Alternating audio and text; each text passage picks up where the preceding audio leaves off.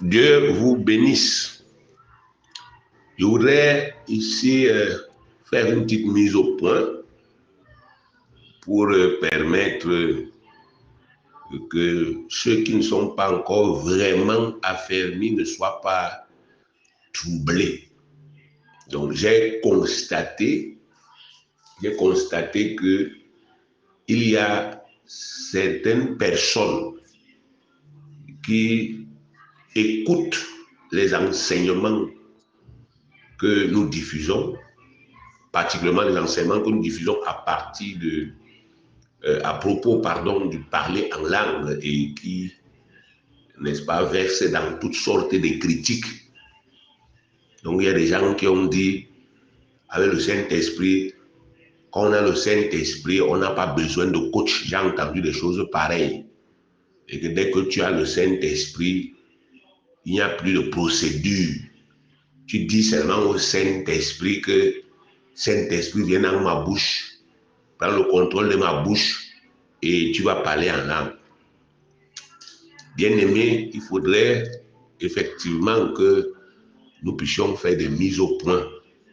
Parce qu'aujourd'hui, le désordre qu'il y a dans le corps de Christ, c'est justement un désordre qui vient du fait qu'il y a des croyants mal affermis, des croyants ignorants, qui, n'est-ce pas, effectivement, interprètent la parole de Dieu à tort et à travers, et qui, à cause de leurs interprétations, créent du désordre. Ils inventent de nouvelles doctrines, de nouvelles croyances, et ils mettent ça sur la tête du Saint-Esprit. J'ai même rencontré une croyante un jour dans une ville du Cameroun et qui a dit à un pasteur devant moi que, avec le Saint-Esprit, elle n'a même plus besoin de pasteur. Pour maintenant, le Saint-Esprit fait tout. Et elle n'a même plus besoin de venir à l'église. Bien aimé, il faut faire attention. Faites très attention aux dérives. Je vais m'appeler ça aux idioties. Parce que, voyez-vous, il y a un livre dans la Bible qu'on appelle le livre des Actes. Avant même qu'on écrive la première épître adressée à l'Église, il y a d'abord les actes. Les actes, c'est ce que les premiers chrétiens ont fait. Comment ils ont marché. Et quand vous étudiez le livre des actes, vous vous rendez compte, bien aimé, que l'Église qui a été bâtie par le Saint-Esprit à partir de la Pentecôte n'était pas une église désordonnée. C'était une église ordonnée. C'était une église disciplinée. Il n'y avait pas de désordre dedans. Les gens ne faisaient pas comme ils voulaient, sous prétexte qu'ils ont reçu le Saint-Esprit. La Bible dit, dans Actes des Apôtres, chapitre 2, le verset 41 au verset 42, il est écrit que le Seigneur ajoutait chaque jour à l'église ceux qui étaient sauvés. Donc, premièrement, on dit, le Seigneur ne laissait pas les gens dehors. Ce n'est pas chacun qui allait dans sa maison faire ce petit truc-là et tout. Et puis, bon, il se levait un matin, il disait, le Saint-Esprit est venu entrer dans ma chambre. Il m'a dit que je dois commencer à chanter, je ne sais pas quoi. La première chose qu'on vous dit dans Acte 2, verset 41, c'est que les gens qui ont cru à la prédication de l'apôtre Pierre à la Pentecôte, ces gens-là, ils ont été baptisés du Saint-Esprit, ils sont nés de nouveau. Et le Seigneur ajoutait à l'église. Donc, il ne disait pas aux gens, bon, vous avez cru, allez faire ce que vous voulez. Maintenant, vous pouvez prendre vos téléphones. Et puis, vous êtes, n'est-ce pas, vous créez vos parts d'église. Chacun prêche ce qu'il veut, comme ça le pique, ainsi de suite. Non. Il les ajoutait à l'église. Le verset 42 dit, il persévérait dans les enseignements des apôtres. C'est ce qui est écrit. Donc, les apôtres étaient les chefs de cette église. Et l'église-là fonctionnait selon les enseignements des apôtres. Vous ne voyez nulle part. Il fonctionnait selon les enseignements du Saint-Esprit. Non. il fonctionnait selon l'enseignement des apôtres. C'est écrit noir sur blanc. Donc le Saint-Esprit opérait au travers des hommes établis par Dieu pour diriger l'église de Dieu. L'église de Dieu n'est pas un capharnaüm. Dieu est un Dieu d'ordre. Il n'est pas un Dieu de désordre. Vous avez des gens aujourd'hui, ils ne respectent pas leurs parents, ils ne respectent pas leurs aînés, ils ne respectent rien du tout, bien aimé, parce qu'ils ont appris 2 ou 3 versets bibliques et ils se mettent, n'est-ce pas, effectivement, sur la place publique et ils se mettent à enseigner. Alors que la Bible dit non, non, ne faites pas cela. Et respectez la hiérarchie. Dans chaque famille qui se respecte, il y a un chef. La Bible dit que Christ est le chef suprême de l'Église. Le chef suprême de l'Église. Donc l'Église est un corps organisé. Maintenant, après Christ, ce n'est pas la cacophonie. Après Christ, il y a d'autres chefs qui ne sont pas les chefs suprêmes, mais qui partagent l'autorité de Christ et qui sont les apôtres. La Bible dit que Dieu a établi premièrement dans l'Église les apôtres. Sont les dépositaires du ministère. La première église est la norme que tout le monde doit copier. Chaque fois que Dieu fait quelque chose pour la première fois, c'est le modèle qui doit être suivi. Et dans le premier modèle de l'église, il y avait les apôtres qui étaient les dépositaires du ministère et de la foi et de l'enseignement. Mais maintenant, les apôtres, ils enseignaient selon la direction que le Saint-Esprit leur donnait.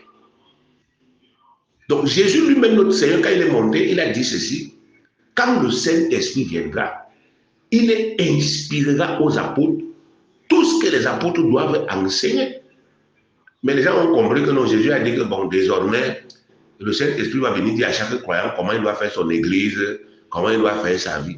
Vous voyez, des gens, ils interprètent la parole, ils prennent la parole, ils la sortent de leur contexte, parce qu'ils veulent faire, ils veulent vivre dans le libertinage, ils veulent, n'est-ce pas, effectivement, se dégager des liens de l'autorité imposée par le Seigneur.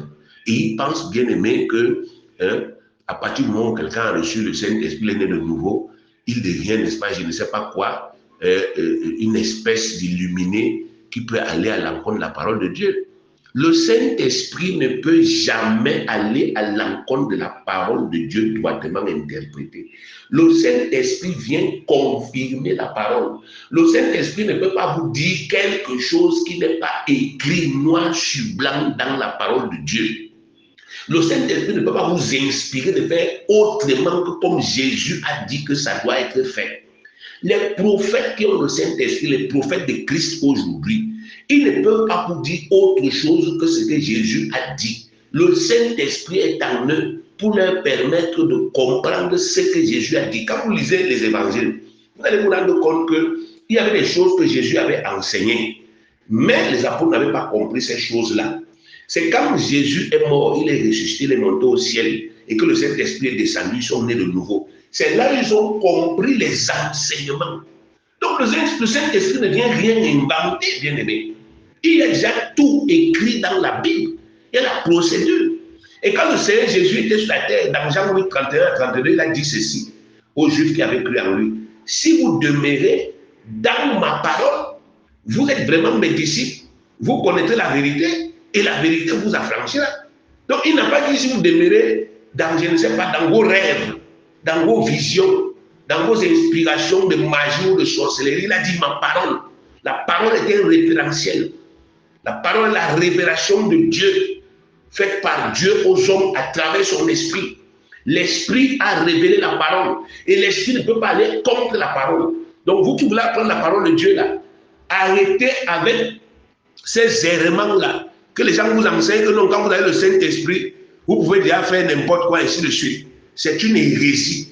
Et il y a une dame qui m'a dit, qui a répondu, elle a dit, vous n'avez qu'à inviter le Saint-Esprit à prendre possession de votre bouche. Mais où est la sorcellerie? Est-ce que le Saint-Esprit possède les gens? Vous entendez ça? Elle dit inviter le Saint-Esprit.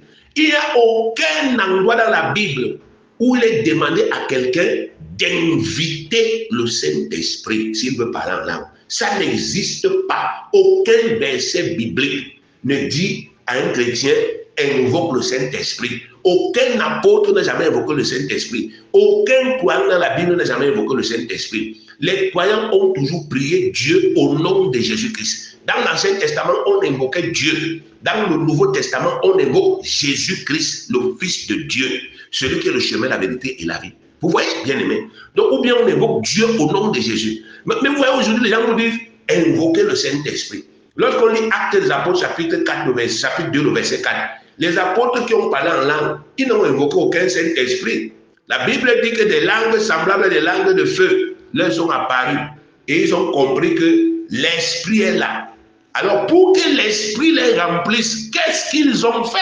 Jean chapitre 7, le verset 37 à 39 dit qu'il fallait boire. Donc, il fallait aspirer pour que ça entre en soi et qu'ensuite, on se mette à parler en quoi? En langue. Et les apôtres étaient instruits. Dès qu'ils ont vu le signe, ils ont appliqué cela. Donc, bien aimé, il y a la procédure de tout.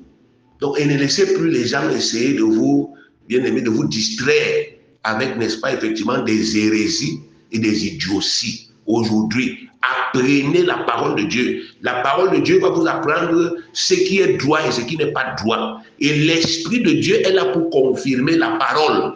La Bible dit que l'Esprit confirme la parole. Quand vous pratiquez la parole, l'Esprit confirme. L'Esprit ne confirme pas, n'est-ce pas, effectivement, vos idées. J'ai rencontré quelqu'un qui m'a dit que non, lui, comme il a eu reçu le Saint-Esprit, il fait souvent, parfois, il invoque le Saint-Esprit, il fait la lévitation. Donc, il s'élève, c'est la puissance du Saint-Esprit. Je lui dis que tu fais la sorcellerie. Ce que le Saint-Esprit fait, c'est codifié dans la parole.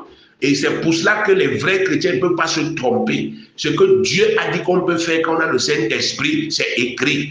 Et comment on doit le faire, c'est aussi écrit. Il y a la procédure pour tout. Pour naître de nouveau, il y a une procédure. Pour parler en langue, il y a une procédure. Le Dieu que nous servons n'est pas le Dieu, n'est-ce pas, du hasard. Il est le Dieu de la procédure, le Dieu de la science, le Dieu de la mathématique. Donc, si vous voulez connaître, apprenez. Mais si vous ne connaissez pas et que vous voulez vous laisser, n'est-ce pas, distraire, ne venez pas troubler les étudiants, les gens qui veulent apprendre. Parce que ce que nous faisons est important pour leur épanouissement. Que Dieu vous bénisse.